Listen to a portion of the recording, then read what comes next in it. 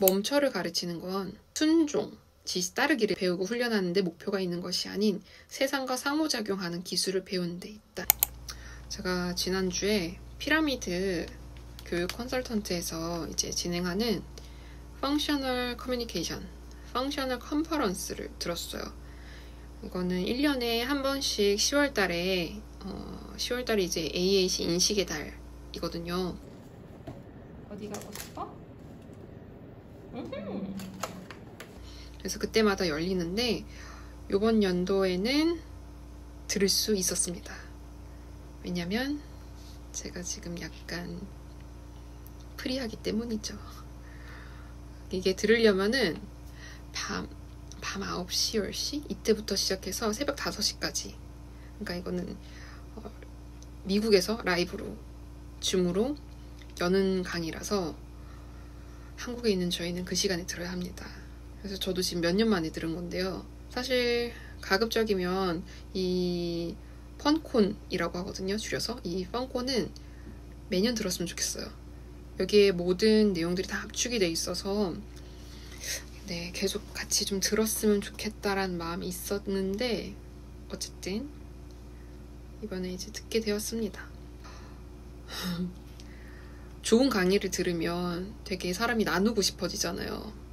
이번에는 이 강의를 내용을 꼭 나누고 싶었어요. 다른 것보단 잠시만요.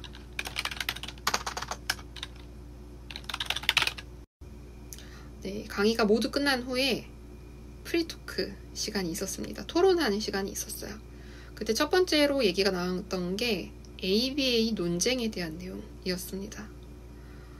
로리 프로스트가 학교에 컨설팅을 갔을 때 이런 얘기를 듣는다고 해요. 선생님께 교실에서 그 아이가 동기부여를 할 수 있는 게 어떤 것들이 있을까요? 어떤 강화물들이 있을까요? 라고 물으면은 선생님이 그건 ABA예요. 우리는 ABA를 하지 않아요. 라는 반응을 듣는다는 거예요. 그래서 로리가 왜 일을 하시나요? 그래서 선생님이 마음으로요. 이 일이 너무 좋아서요. 그렇게 말씀을 하신대요. 그래서 그럼 급여를 받나요? 라고 로리 프로스트가 물어보는 거죠. 할 때 선생님이 네 라고 대답을 했어요. 로리가 뭐라고 얘기를 했냐면 그게 바로 ABA예요 라고 대답을 했다는 겁니다. ABA는 우리가 ABA라는 용어를 사용하기 이전부터 인간이 사용하던 삶의 양식이다 라는 거예요. 네, 어떤 선생님 한 분은 또 이렇게 말씀하셨어요. 저희 아들은 샤워 순서를 적은 목록을 욕실 문에 붙여두었어요. 그건 자립을 돕기 위한 것이죠. 그리고 그것이 바로 ABA입니다. 과제를 작은 단계로 나누는 건 우리 모두가 하는 일이지요.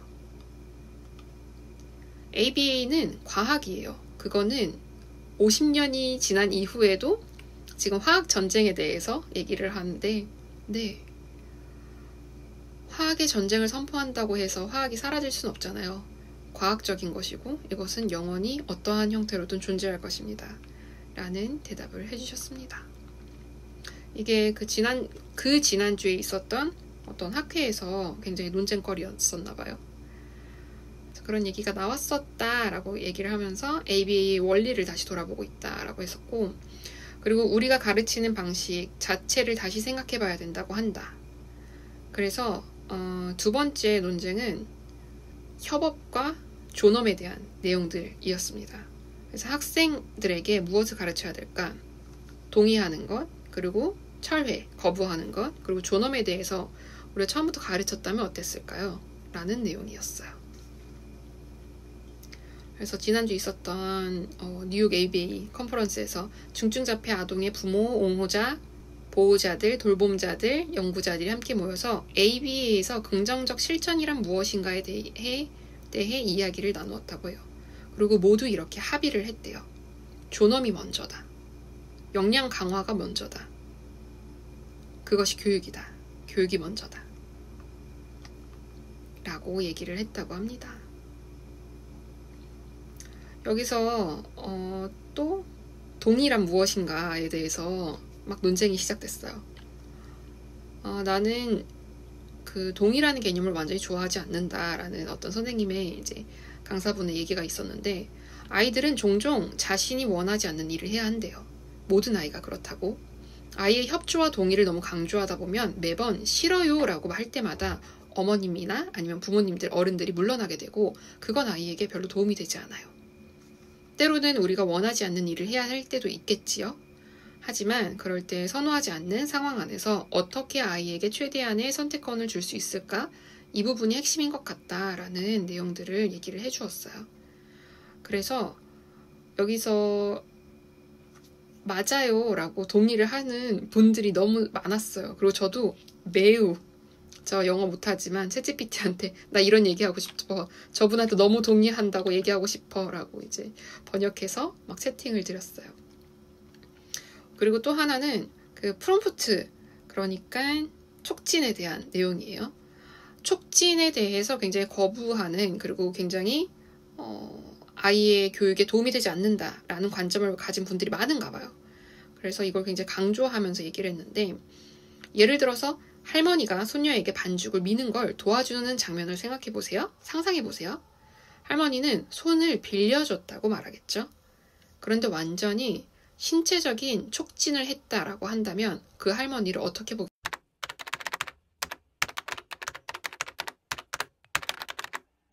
제가 이 영상을 찍게 된 가장 큰 이유인 로리 프로스트의 발언이었는데요.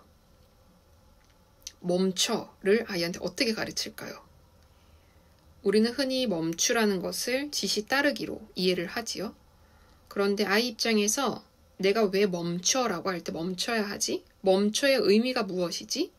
를 생각해 보라는 거였어요. 예를 들어서 그냥 쫓기는 거를 좋아하는 아이한테 멈춰라고 말했을 때 그 아이가 배워야 될 거는, 네가 지금 멈추잖아? 내 말을 들어서 멈추잖아? 그러면 달려라고 얘기를 할 때 내가 함께 달려줄 거야. 멈춰와 달려의 개념을 내가 너에게 알려줄 거야. 그리고 네가 멈춘다면 그 다음에 우리가 함께 같이 쫓는, 너가 원하는, 네가 좋아하는 쫓기 놀이를 할 수 있어. 그래서 그걸 놀이처럼 알려준다는 거예요. 강화물은 상황 안에 항상 내재되어 있어야 한다. 그리고 이것은 인위적으로 주어지는 것이 아니더라 라는 내용이었습니다.